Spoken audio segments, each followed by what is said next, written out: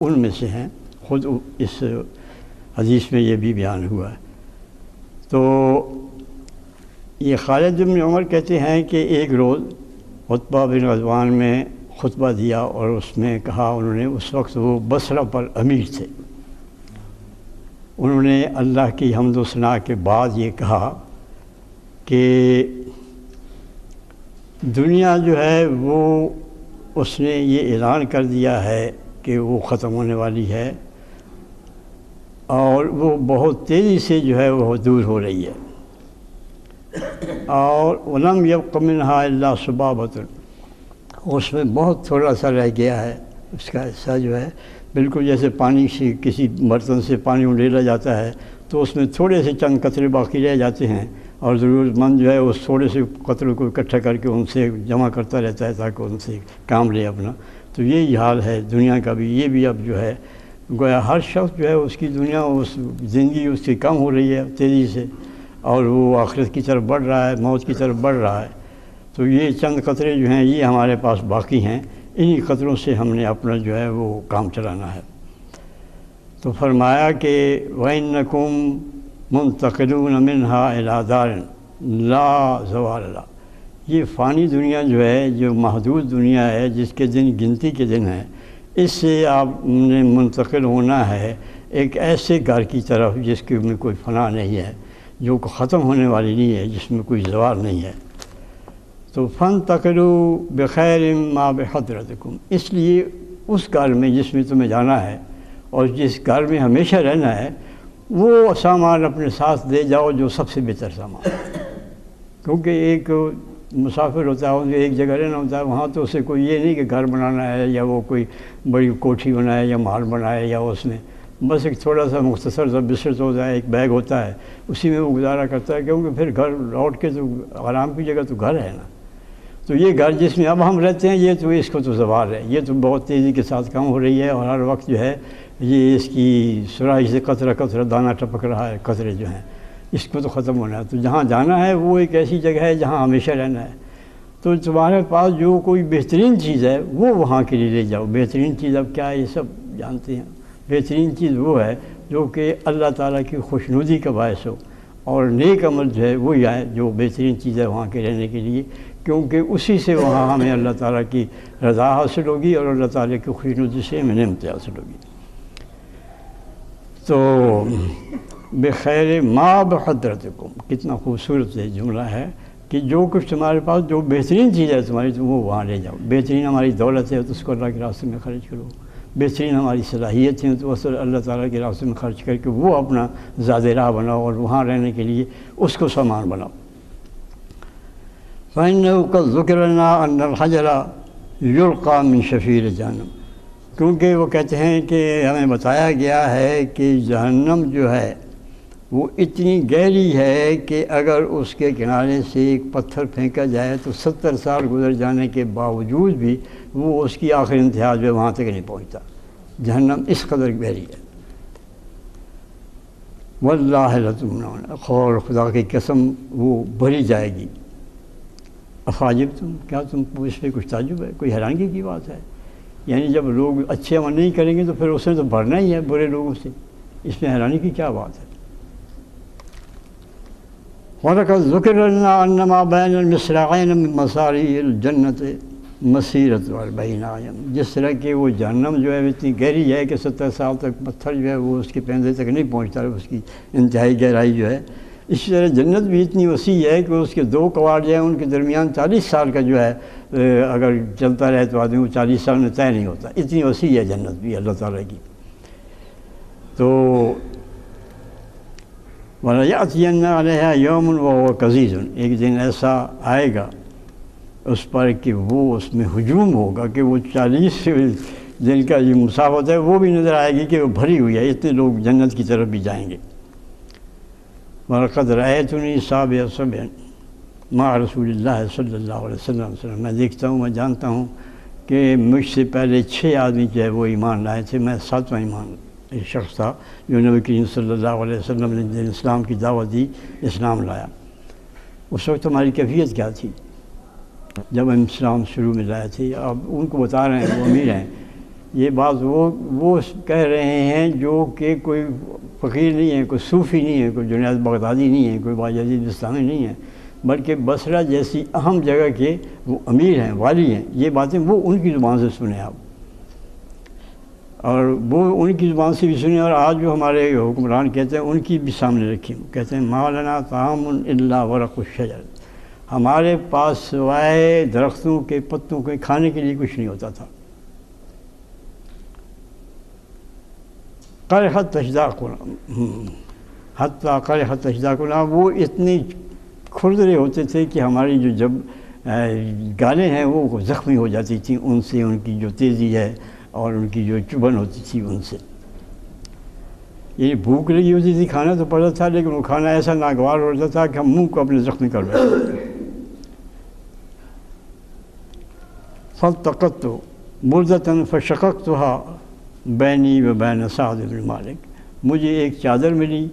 تو اب وہ ہمارے، یہ تو ان کے کھانے کا تھا کہ کھانے کے لیے ان کے پاس کیا ہوتا تھا، اب پہننے کے لیے کیا تھا. کہنے کہ مجھے ایک چادر ملی تو میں نے ایسے کیا کہ اس کو دو حصوں میں تقسیم کر دیا. ایک میں نے اپنے لیے اور ایک سعد بن مالک جو سعد بن ابی وقاص، ان کو ایک آدھا حصہ ان کے دے دیا، اور ایک انہوں نے اس کو باندھ دی اور دوسرا آدھا جو ہے میں نے. اور آج کیا حال ہے؟ فما اصبح اليوم منا احد الا اصبح امیرا علی مصر من الامصار. اور آج کیفیت یہ ہے، ایک تو وہ کیفیت تھی ہماری، نہ کھانے کے لیے ہمارے پاس اچھی چیز ملتی تھی، نہ پہننے کے لیے پورے کپڑے ہوتے تھے. لیکن آج ہماری کیفیت یہ ہے کہ میں سے ہر شخص جو ہے وہ کسی نہ کسی شہر پر امیر ہے. وَإِنِّي أَعُوذُ بِاللَّهِ أَن نَّكُونَ فِي نَفْسِي عَظِيمًا، اور میں اللہ کی پناہ مانگتا ہوں اس بات سے کہ میں اپنی نگاہ میں تو بڑا ہوں اور اللہ کے نزدیک چھوٹا ہوں.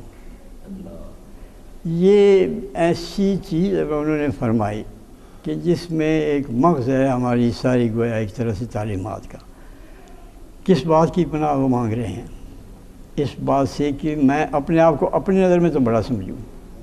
اب دیکھیے کتنے لوگ ہیں جو اپنی نظر میں اپنے آپ کو بڑا نہیں سمجھتے.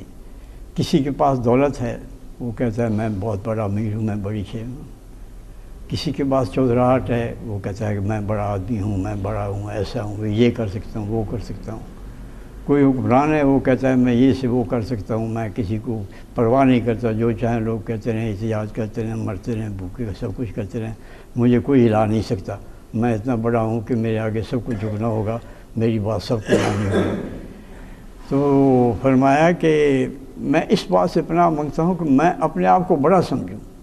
اپنی نظر میں تو میں بڑا ہوں، میں بڑا امیر ہوں، میں بڑا طاقتور ہوں، میرا بڑا ہے، میرے پاس فوج بہت ہے، میرے پاس اقتدار بہت ہے، میرے جو ہے اختیارات بہت ہیں. لیکن وہ میری ساری بڑائی جو ہے وہ اللہ تعالیٰ کے لیے میری حقارت اور اس کے چھوٹا ہونے کی سبب بن جائے. یعنی اگر میرے پاس طاقت ہے تو میں اس کو اس طرح سے استعمال کروں جو اللہ تعالیٰ کے فرمان کے خلاف ہو. اگر میرے پاس دولت ہے تو میں اس کو اس طرح سے استعمال کروں جس سے کہ اللہ ناراض ہو. اور اگر میرے پاس حکومت ہے تو میں اس طرح سے حکومت کروں کہ جو اللہ تعالیٰ کی ناراضگی کا باعث ہو. تو یہ اللہ تعالیٰ کے نزدیک چھوٹا ہونا ہے. چاہے میں کتنی بڑا ہو جاؤں، اپنے آپ کو سارے انسانوں کو ایک 15 کروڑ کا یا 10 کروڑ کا یا 20 کروڑ کے ملک کا حکمران بھی بن جاؤں، لیکن اگر میں اللہ کے تعالیٰ کے احکام کی خلاف ورزی کرتا ہوں، اس کے حکم کو نہیں مانتا ہوں، نہ مال ویسے خرچ کرتا ہوں جیسے اس کا حکم ہے، نہ اپنا وقت ویسے خرچ کرتا ہوں جس میں مجھے خرچ کر کے اللہ تعالیٰ کی خوشنودی حاصل کرنی چاہیے، نہ میں اپنی جو تعلقات ہیں لوگوں کے ساتھ ایسے رکھتا ہوں جو کہ اللہ تعالیٰ نے جس سے کہ حکم دیا ہے، تو پھر اللہ کے نزدیک میں چھوٹا ہوں. تو وہ کہتے ہیں کہ میں میری اپنی بڑائی ہوئی اس کا کوئی فائدہ نہیں ہے. میں پناہ مانگتا ہوں اس بات سے کہ میں اپنی نظر میں تو اپنے آپ کو بڑا سمجھوں، لیکن اللہ تعالیٰ کے نزدیک میری کوئی وقت نہ ہو، میں چھوٹا ہوں. تو یہ ہمارے لیے ایک رہنمائی ہے، اس میں ہر شخص کے لیے ایک پیمانہ ہے، اور یہ احتساب کا ایک ذریعہ ہے کہ کیا وہ اللہ کے نزدیک کیا ہے. اپنے آپ کو جو کچھ وہ سمجھتا ہے، بڑا سمجھتا ہے، کیا اللہ تعالیٰ کے نزدیک بھی اس کی ہے بات؟ کیونکہ قرآن مجید میں دوسری الفاظ میں واضح آتا ہے کہ ان اکرمکم عند اللہ اتقاکم، کہ اللہ تعالیٰ کے نزدیک جو اتقا نہیں ہے وہ چھوٹا ہے. جو اس سے ڈرتا نہیں ہے وہ چھوٹا ہے، جو اس سے ڈرتا ہے وہ بڑا ہے، چاہے وہ غریب ہے، چاہے وہ جیسا بھی کچھ ہے، اس کے پاس دولت نہیں ہے، اس کے پاس اختیار نہیں ہے، اس کے پاس اقتدار نہیں ہے، وہ چودھری نہیں ہے، لیکن اللہ تعالیٰ کا خوف اس کے دل میں ہے تو وہ اکرم ہے، اللہ تعالیٰ کے نزدیک معزز ہے، اس کی عزت ہے۔ لیکن اگر یہ ساری چیزیں اس کے پاس ہیں اور اللہ تعالیٰ کا خوف اس کے دل میں نہیں ہے تو وہ چھوٹا ہے۔ اللہ تعالیٰ اس کو وہی اس کے ساتھ سلوک کرے گا جو اس کے نافرمانوں کے ساتھ ہوتا ہے، نہ اس کی دولت کام آئے گی، نہ اس کی حکومت کام اس کی آئے گی، نہ اس کے اختیارات جو ہیں ان کا کچھ اس کے سامنے بس چلے گا۔ تو آپ یہ دیکھیے کہ وہ لوگ جو اپنی اقتدار میں آنے کے بعد اقتدار کو بھولے نہیں تھے، صاف طور پر خطبے میں کہہ رہے ہیں، لوگوں کو مخاطب کر کے کہہ رہے ہیں کہ جسے تم آپ دیکھ رہے ہو یہ تمہارے اوپر امیر ہے، حکم کر رہا ہے، یہ ایسے ہمیشہ سے نہیں تھا، یہ تو درختوں کے پتے کھا کے بھی انہوں نے گزارا کیا، اور چھوٹے چھوٹے کپڑے جو ہیں ان سے اپنے جسم کا تن ڈھاکا ہے، تو عمارت کوئی چیز نہیں ہے۔ اصل چیز تو وہ خدا کی خوشنودی ہے جو حاصل تمہیں کرنی ہے، اور یہ دنیا وہ درس کون دے رہا ہے؟ آج تو یہی کہتے ہیں کہ ہم چھوڑیں گے نہیں، اور کسی کے کہنے سے ہم حکومت کو نہیں چھوڑیں گے، لیکن وہ یہ کیا کہتے ہیں کہ یہ کوئی چھوڑنا چاہے یا نہ چھوڑنا چاہے، دنیا تو مختصر ہے، اس نے تو ہر روز جو ہے میری سراہی سے قطرہ قطرہ ٹپک رہے ہیں، تو یہ زمانے کی سراہی جو ہے اس نے تو خالی ہونا ہی ہے، ایسے قطرہ قطرہ ٹپک کے جو ہے وہ عمر جو ہے ختم ہو جاتی ہے، جیسے کہ درخت ہے اس سے پتہ جھڑتا ہے، سارے پتے جھڑ جائیں گے۔ تو وہ اس وقت جب کہ وہ اقتدار میں ہیں، ایک شہر کے بصرہ جیسے شہر کے وہ امیر ہیں، وہ کہہ رہے ہیں، یہ دنیا کا درس دے رہے ہیں کہ دنیا کی حقیقت کیا ہے، یہ جیسے تم دیکھ رہے ہو کہ میں امیر ہوں، میری یہ عمارت کی کیا معنی ہے؟ کچھ نہیں، یہ سب چیزیں فنا ہونے والی ہیں، باقی وہ چیز رہنے والی ہے وہ جو اللہ تعالیٰ کو خوشنودی کا باعث ہو۔ اور اس لیے پھر آپ نے ان کو نصیحت کی کہ اپنے لیے وہ چیز ساتھ لو جو کہ تمہاری بہترین چیز ہے، اپنے وقت کو اس میں چیز میں صرف کرو جو اللہ تعالیٰ کی عبادت ہے، جس سے اللہ تعالیٰ کی خوشنودی حاصل ہے۔ اللہ تعالیٰ ہمیں توفیق دے کہ ہم اپنے وہ سامان کریں ساتھ لے جانے کے لیے جو اس کی خوشنودی کا باعث ہو، اور جو اس سے عزت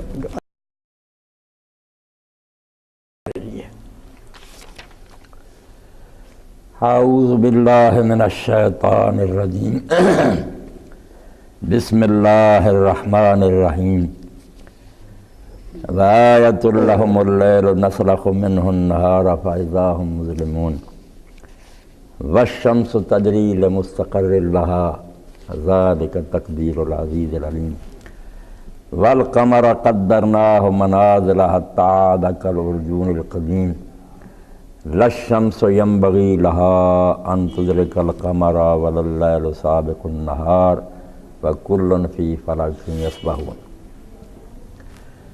سورہ یاسین کی 4 آیات میں نے آپ کے سامنے تلاوت کی ہیں۔ قرآن مجید جن چیزوں پر زور دیتا ہے ان میں سے ایک بات جو اس کی نگاہ میں بہت اہم ہے اور جس کی طرف سے ہم غفلت برتتے ہیں اور اسی وجہ سے ہمارے اندر دین نہیں آتا، کائنات پر غور و فکر کی دعوت دیتا، بھرا ہوا قرآن سے انگلی اٹھا اٹھا کر کہتا ہے کہ اپنے آپ میں اور ارد گرد پھیلی ہوئی کائنات میں غور کرو، نظر دوڑاؤ، جو کچھ اللہ کا رسول تمہیں بتا رہا ہے نا کہ اس دنیا کا ایک خالق و مالک ہے، مرنے کے بعد حساب و کتاب ہے، دین ہی برحق ہے، اس کائنات کا ایک ایک ذرہ اور تمہارے جسم کا ایک ایک رونگٹا جو ہے نا اس کے سچے ہونے کی گواہی دیتا ہے۔ کسی بحث مناظرے کی ضرورت نہیں، آنکھیں کھول کر اس دنیا کو دیکھو، گلزار ہست و بود نہ بیگانہ وار دیکھ۔ یہ کائنات میں جو کچھ ہو رہا ہے روزانہ تمہارے سامنے جب مناظر آتے ہیں، گزرتے ہیں ہر لمحہ، ان کو غافلوں کی طرح نہ دیکھا کرو، گزر گئی چیز آپ نے کوئی توجہ ہی نہیں، ایک ایک بات پر نہ رک کر دیکھا کرو کہ یہ آپ اب سن رہے ہیں، میں بول رہا ہوں، سپیکر کام دے رہا، یہ سسٹم جو ہے اس پر ہی ہم غور کریں کہ اللہ تعالیٰ نے کہ ایک آدمی بات کر سکے، دوسرے سن سکیں، ہوا اور لہریں، یہ سپیکر وغیرہ، یعنی جس شے پر نظر دوڑائیں گے اس میں سسٹم نظر آئے گا، ایک آرڈر نظر آئے گا، صاف نظر آئے گا کہ یہ الرٹ اپ نہیں ہوا، یہ کسی پلاننگ کے تحت ہوا، بڑے دانا اور حکیم نے یہ منصوبہ بندی کی ہے۔ ذرہ ذرہ جو ہے نا وہ چلا رہا ہے کہ اس دنیا کا خالق و مالک ہے، مگر انسان نہیں دیکھتا، بس ہر چیز آتی ہے گزرتی جاتی ہے، توجہ ہی نہیں کرتے. یہ غفلت جو ہے نا اس نے انسانوں کا بیڑا غرق کیا ہے. اس لیے علامہ اقبال فرماتے ہیں گلزار ہست و بود نہ بیگانہ بہار دے. اگر صبح سیر کے لیے جاتا ہے تو سیر بھی کر، اللہ تعالیٰ اس کے ذریعے تجھے انعام نہ کر دے گا، تیری صحت ٹھیک ہوگی. مگر وہاں جو پھول کھلے ہوئے، خوشبوئیں آ رہی ہیں، ہوائیں چل رہی ہیں، پتوں کو لوڑیاں دے رہی ہیں، پرندے چہر پہ رہے ہیں، کبھی سوچا بھی ہے کہ تیرے لیے یہ سارا نظام کس نے بنایا؟ یہ کس کی کاریگری؟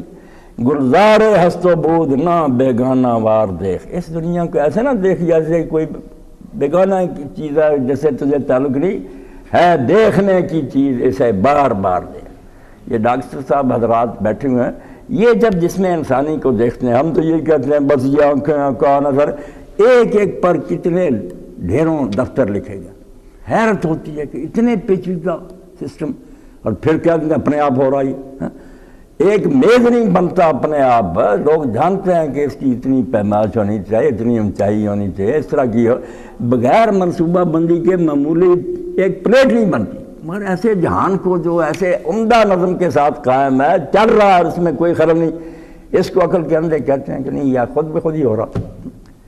اور خود بخود ہو رہا ہے، پر جب پھر تحقیقیں کرتے ہیں کہ اس کے لاز معلوم کرو. بھائی لاز جو ایکسیڈنٹ اتفاقیہ ہو گیا اس میں لا کہاں سے؟ لاز خود بتاتے ہیں کہ کوئی لا موجود ہے، لا گبر ہے، کوئی مقنن ہے جس نے قانون بنایا ہے کہ دل اس طرح کام کرے گا کہ وہ قانون معلوم کر کے تم پھر نقص کو دور کرتے ہو کہ یہ خرابی ہوگی. تو ہر شے دہائی دے رہی ہے کہ کوئی حاکم ہے، منظم ہے، مگر دیکھتے نہیں. تو یہ کائنات پر نظر دوڑنا قرآن مجید کا بہت بڑا مضمون ہے. افسوس یہ ہے کہ قرآن پاک میں جب یہ آیات آتی ہیں نا کہ پہاڑوں میں، جانوروں میں، بادلوں میں نشانیاں ایسی بہت احتیاط، تو ہم گزر جاتے، ترجمہ کرنے میں بس لکھ کر گزر گیا نشانیاں.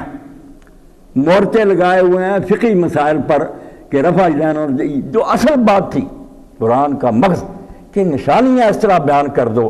اس طرح اللہ تعالیٰ کا یہ جو ہے نا آرٹ کونسل اس نے بنائی اور یہ اپنے عجائب دکھائے، ایک ایک شے پر اس طرح فوکس کرو کہ آدمی دہائی دے اور چیخ اٹھے کہ واقعی یہ خدا تو عظیم ہے.